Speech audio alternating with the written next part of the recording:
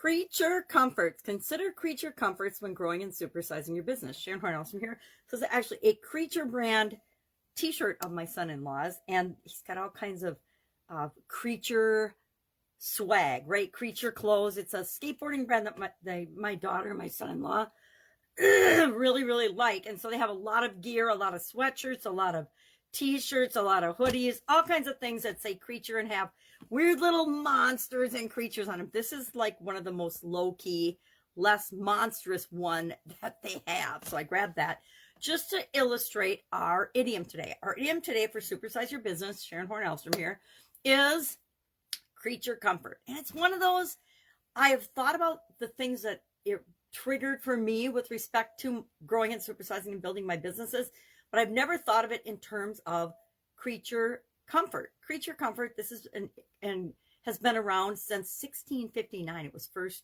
recorded in 1659, which means it's been around longer than that, right? Whenever we hear something or see something, except for nowadays with the days and the age of the internet, when things and information move around the globe so fast, back in 1659, it didn't. Things were slow to catch on, slow to move from place to place. And so for this idiom, this expression to have been around that long says a lot about it. And it's impacted me for sure and every other area and aspect of our businesses and our life. It means that something is physically comfortable for us, such as food, clothing, housing. It's how do we feel in a place? How comfortable, how at home do we feel in a place with respect to the amenities and the conveniences when we're there? If we go to a fancy hotel, it's got a lot more creature comforts and amenities and things and services and products for us that we appreciate than if we go to a budget hotel, for example. So, or a campground, right? Campgrounds have less amenities than hotels and motels, etc., or things like that. So how does this affect our business? What does this mean for our business? How can we use this as we grow and build and supersize our business? And so for me, of course, it reminds me to consider the customer's experience, my customer's experience, my onboarding processes and procedures. A lot of businesses never consider that. They create their products and services first and then figure out ways to market and sell them to the masses, not necessarily even a specific group of people. So the first thing I think of is, how does this apply to my customers? But then I got to thinking deeper and I'm like, well, how does creature comfort, how does this really apply to my company culture, the business that I'm building? Because one of the most awesome things about creating and building your own businesses is you get to decide and direct and choose how the culture is going to evolve in your organization. Now, sometimes what happens, and we've seen a lot of examples of this, you start a company with one set of values and core values and culture, and if it isn't purposefully propagated throughout the organization, different factions come in and can actually destroy your culture, right? Think of Twitter, for example. Twitter is something that's in the news as Elon Musk is going through the motions of purchasing that.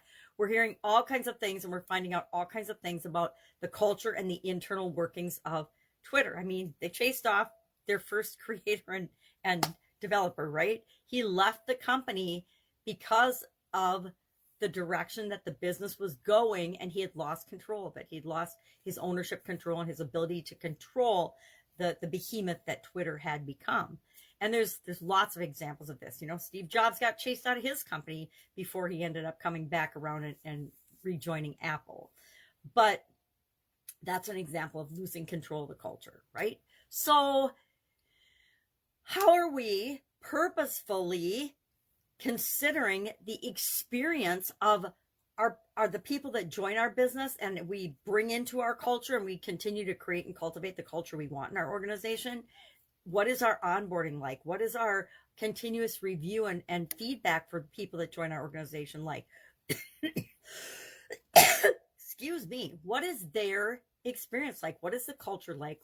Do we offer continuous improvement? What do we offer benefits? Not just money, but benefit packages. How comfortable does that make them feel?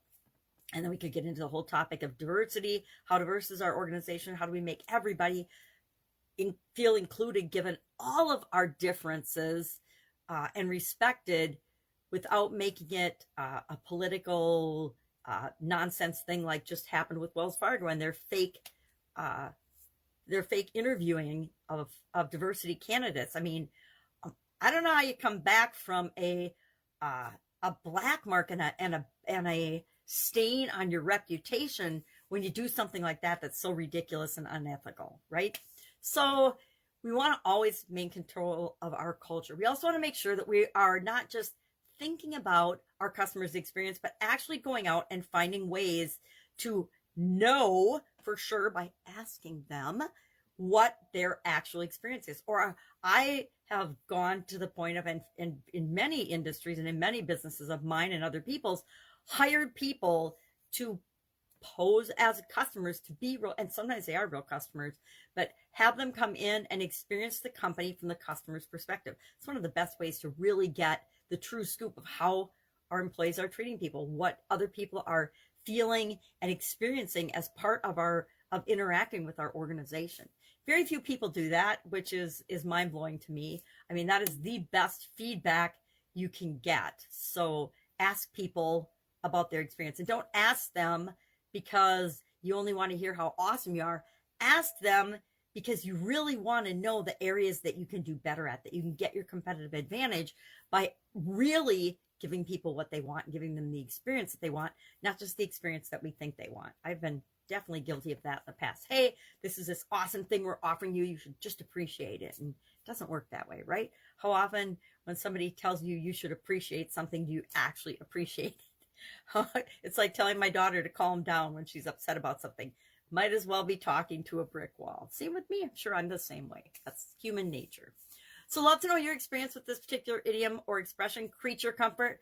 I personally have found that the older I get, the more important it is for me to be comfortable in certain areas and aspects of my life. My clothing, I want it to be soft fabrics and comfortable fitting, etc.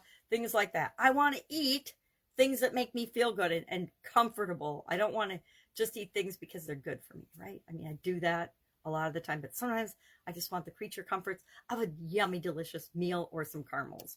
All right, share your comments and experience with this particular idiom in the comments below. What have you done in your organization to work on the customer experience, work on the employees experience, work on your own experience and the culture? Have you got a plan for how you want your culture to be, what you want it to be, and goals? And are you carrying that through with your vision and mission and purpose and principles and things? And are those things staying alive as you grow through each stage? Because it's really one of the places it falls down is when we go through our growth spurts.